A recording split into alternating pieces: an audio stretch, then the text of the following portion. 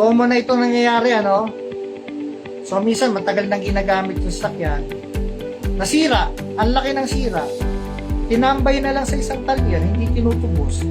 Hindi na rin nagbayad. So, ipapaalam sa'yo, nako, hindi ko na kaya magbayad, nandun na sa talyer.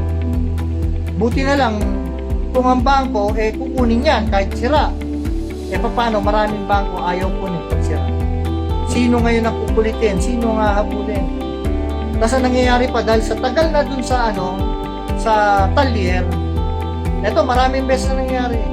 Yung talyer, siyempre, ginamit mo yung lugar sisingilin ka ngayon sa storage fee.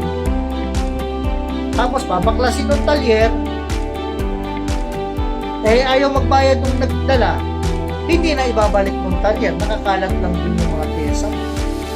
Ano mangyayari? Lalong masisira. Paano? Yung sumalot, tamad nang magbayad kasi ang laki ng sira, ang laki babayaran. Ngayon, ang nagiging solusyon ng sumalo, kausapin ka, ituturo sa'yo.